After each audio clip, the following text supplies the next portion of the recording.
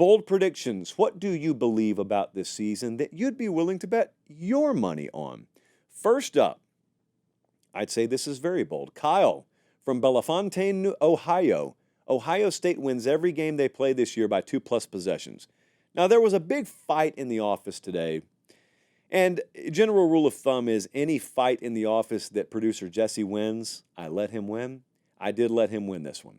Our fight was, is this question saying regular season, or should we just count any game? Okay, so we're going to count any game. If Ohio State wins every game they play by 2 possessions or more, that means they win the national title.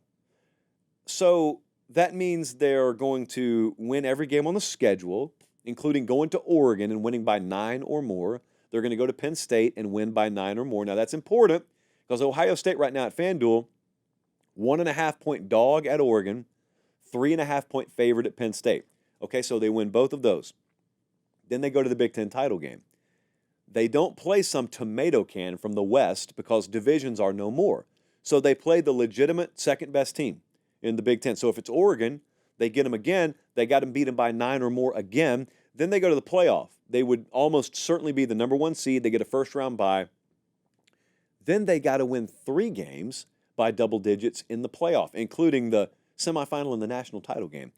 I don't think that's going to happen, even if Ohio State does win it all. So I'm going to call that a 9.75 on the boldness scale. Next up, what a story this would be. Seth from Euless, Texas said Connor Wigman is a Heisman finalist in his first year under Colin Klein. Talked about Colin Klein earlier. Think the world of him as an offensive coordinator. But how much are they going to throw the ball? The pass catcher situation there doesn't jump off the sheet to me. Colin Klein looks at a guy in Connor Wigman, his quarterback, that when healthy is good, but health has been a major concern here.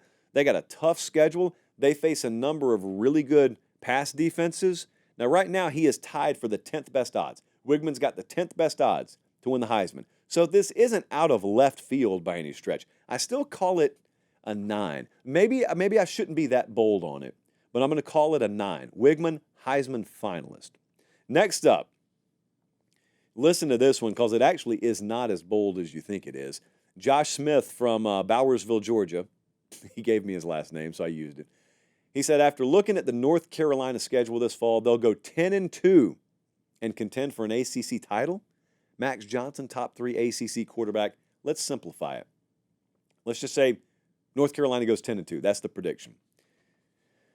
How's this going to happen? Drake May's gone. They lost their entire offensive line. They're 50th in preseason S&P Plus. They're 99th in returning production. How would it happen? Well, it probably won't, is the answer. However, if it does happen, it'll be because defense improved, which it almost certainly will, with Jeff Collins in there now.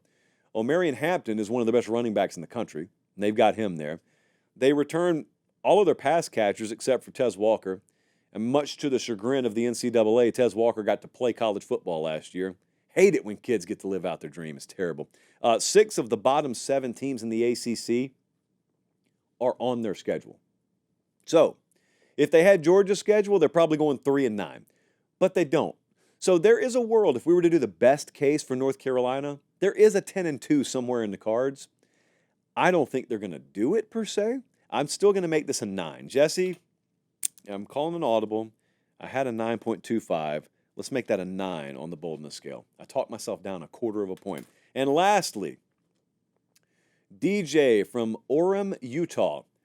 The SEC goes undefeated in the playoff against non-SEC teams. Okay, so the SEC in the playoff era is 16-6. They are 14-4 versus non-SEC teams. The losses were all by Alabama. Just choke artists under Nick Saban, as it turns out. They lost to Michigan last year, couple of title losses to Clemson, and they lost to Ohio State in 2014.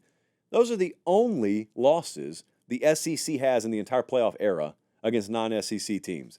However, we're going to have more opportunities for the SEC to lose now because we have more playoff spots. So you're asking perfection. In the interest of this prediction, it would actually behoove the SEC to only get like 3 teams in. let's just say you got three really good teams, then there's a big drop off in the SEC. So there's not competitive balance or parity at all. Well, then, let's say like Bama, Texas, and Georgia are really good. Well, they could all win, or if they lose, it's to each other. But if you get like 5 SEC teams in there, someone's losing to a non-SEC team. So I'm going to call this a 9 on the boldness scale. And that's perfection. They asked that of Herman Boone at TC Williams, and they did go undefeated. But most of the time, perfection's hard to come by in college football.